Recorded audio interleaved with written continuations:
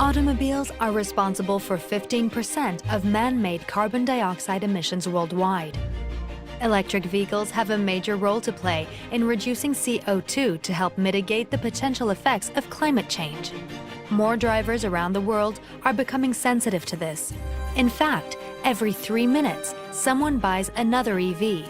Among automakers, the Renault-Nissan Alliance sells more EVs than all other automakers combined, more than 250,000 so far. Renault et Nissan, au sein de l'Alliance, ont choisi d'investir de manière massive dans le développement d'une gamme de véhicules électriques. Ce choix, nous l'avons fait parce que nous considérons que le véhicule électrique répond aux grands enjeux qui se posent à l'industrie automobile actuellement en matière d'environnement, à savoir le réchauffement climatique d'une part et le problème de la qualité de l'air en milieu urbain.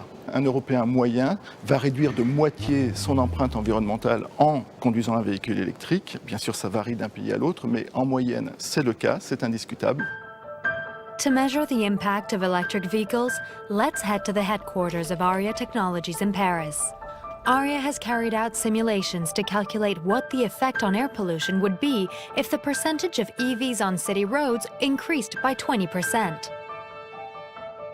Sur la ville de Rome, on a des réductions de particules qui vont de l'ordre de 30% et jusqu'à environ 45% pour les dioxydes d'azote sur les voiries où on avait les pointes de pollution les plus élevées. Donc vous avez ici la ville d'Hong Kong et cet impact pour une journée polluée va jusqu'à moins 20% au cœur du panache pour le monoxyde de carbone. Tout le bénéfice que l'on peut tirer du véhicule électrique d'un point de vue environnemental, nous le sentirons à titre individuel et à titre collectif en milieu urbain si le parc se développe.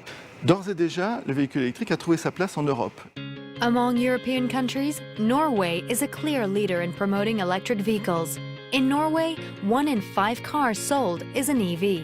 La Norvège est effectivement en train de mettre en place un modèle à suivre dont peuvent s'inspirer les gouvernements à travers le monde. Donc on va avoir des subventions directes à l'achat qui vont faire qu'un véhicule électrique est moins cher à acheter qu'en fait un véhicule thermique équivalent. Et il va y avoir tout un tas de mesures à côté qui vont faire que le véhicule électrique devient incontournable. Par exemple, l'utilisation des voies de bus, qui est réservée aux véhicules électriques, le parking gratuit dans les villes d'Oslo, des aides pour l'installation d'une borne de recharge. But that's not all. The environmental benefits of EVs are being reinforced by the growing use of renewable energy in the production of electricity. Aujourd'hui, à l'échelle mondiale, 50% des nouvelles constructions de capacités de production d'électricité sont des capacités renouvelables. À l'échelle européenne, c'est 70%.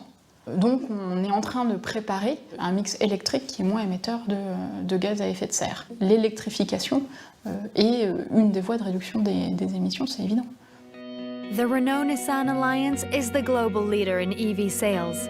Together, Renault and Nissan have sold more than 250,000 electric vehicles, more than half of all EVs on the road today.